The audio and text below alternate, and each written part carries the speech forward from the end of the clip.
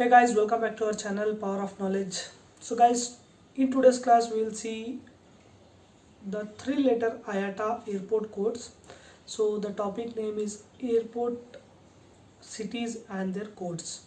So guys, basically all the airport has its three-letter code or three-digit code which is been assigned by IATA.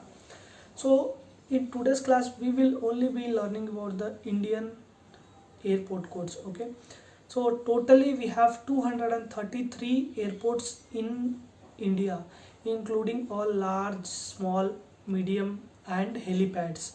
So basically we have only one helipads, remaining 232 are the airports. So it is including all major like large airport, small airport and medium airports. So guys, you might have seen while traveling on your baggage tag or sometimes on the boarding passes, you might have seen only three-digit code. For example, if you are traveling from Bangalore to Varanasi, then for Bangalore it shows BLR and for Varanasi it shows VNS. The same way, if you are traveling from Kochi to Delhi, it shows for Kochi COK and for Delhi DEN. So let's see from where or like what is the use of these three-letter codes. So guys, if you are working as a customer service or ramp agent or security agent, doesn't matter which sub department you are working for, all the department staff has to be aware of these three-digit codes and you have to memorize it. So right now or right away I'll not say you to mug up, just have a look on the major cities and remaining small cities. As you start working with any airline or with any ground handling agencies, once you start working, once you start performing your job, then slowly you will learn up. But just try to have a look on the major or the metropolitan cities airport. So guys, basically these three-digit codes are being assigned by IATA. The full form of IATA is International Air Transport Association. So they are the one who assign these three-digit code, and these three-digit codes are not similar for other airports. Suppose, for example, if Bangalore has BLR, then in whole world there will be no another airport code name called BLR.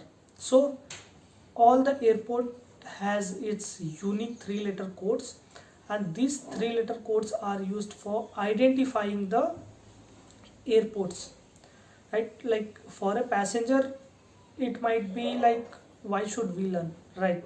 Passenger doesn't need to know, but if you are working as a airport staff, you have to be aware of these three-digit codes to operate your systems. The main point is to operate your system, because all the systems, not only Indigo airline or Air India, it might be any airline, the system requires or the system runs on the code, not on the full form. So suppose if you have to fetch a detail of any passenger or any what we call like sector, so you have to type down the three-digit code, not the complete name. So the system is equipped with only taking three-digit code, not the entire airport name. So for this reason you should be knowing the three-digit code. Then apart from this, if we come to the next, we need this three-digit code for identifying the baggages. Like on the baggage tag, as you can see in the back screen, on the baggage tag there is only three-digit code, not the full form of full name of the airport or the city. So here again, if you are working as a ramp staff or a security staff, if you get any notification that you have to locate so and so passenger bag who is traveling to so and so destination, then again we will find out by this tag and this three-digit code. So guys, I'll not say, again I repeat the same thing, I'll not say you to mug up the codes. Just have a look try to remember few major airports codes.